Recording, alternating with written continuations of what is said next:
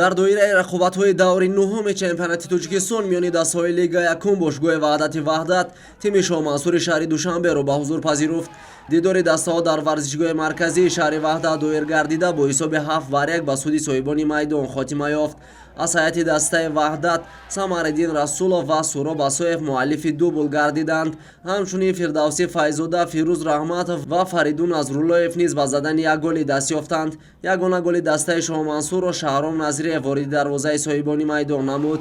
ин пирӯзӣ барои тими Ваҳдат дар чемпионати Тоҷикистон миёни дастаҳои Лигаи Якум сеюмин ба ҳисоб меравад. дастаи Шоҳмансур аз 9 бозӣ танҳо соҳиби як имтиёз гардидааст.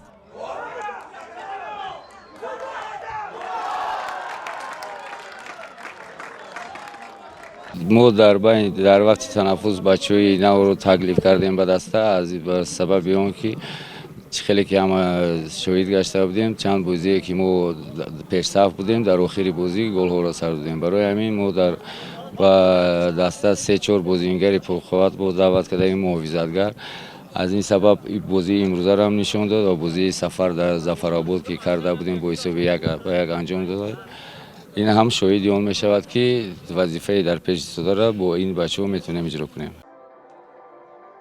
дастаи пешсафи Лигаи Якуми мамлакат Равшани шаҳри Кӯлоб бо дастаи ҳамноми худ аз ноҳияи Зафарободи вилояти Суғд дар доираи даври нуҳуми Лигаи Якум андари майдони рақобат шуданд. бозии мазкур аз нафасҳои аввали дидор ба асоси сергол ва ҷолибу хотирмон ҷараён гирифт. голи аввал дар бозии имрӯза маҳз аз ҷониби меҳмонон ба самар расонида шуд ки баъди иҷрои зарбаи ҷаримавӣ тӯб ба дасти дарвозабони дастаи Равшани Кӯлоб Рустам Ризоев бархӯрд ва аввалин шуда Бахтиёр Зарипов ба тӯб расид ва бо зарбаи худ ҳисоби бозиро кушод. ҳуҷумҳои пай дар пай дастаи соҳибони майдон баъди ин гол дар назди дарвозаи Равшани Зафаробод афзун гардид ва дар дақиқаҳои 32-юми бозӣ Саидхони Амрохон голи аввали дастаи Равшани Кӯлобро ба самар расонид. бо гузарош шудани 6 дақиқа ҳамлавари канории дастаи Равшани Кӯлоб Амирҷони Фаррухзод тавонист ки бо голи задаи худ дастаи Равшани Кӯлобро ба пеш барорад. дар нафасҳои охири қисми аввали бозӣ бошад Зиёвуддин Фузайлов аз масофаи дур як голи зеборо ба ҳадаф расонида ҳисоби бозиро баробар 2-2 намуданд. дар қисмати дуюми бозӣ бошад дастаи Равшани Кӯлоб пурра бартариро ба даст гирифта пай дар пай дарвозаи рақибро голборон намуд.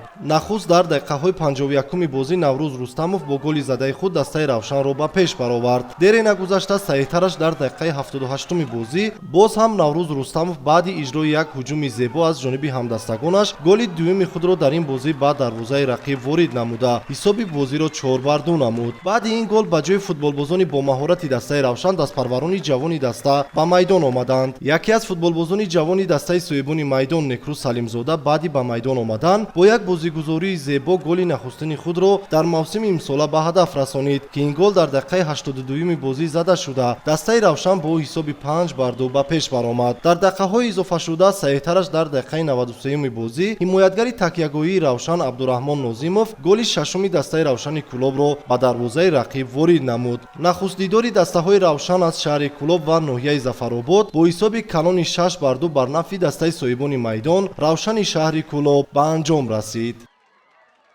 мо чихеле ки ба магон маълумот дидем дар қисми аввал ҳаво хеле ҳам гарм буд бачаҳо камтар ҳисоби гармӣ ва дар қисми дуюм мо тактика ва усулҳои худро ҳалиш карда ва замино кардем ва бозӣ хеле бозии хуб шуд.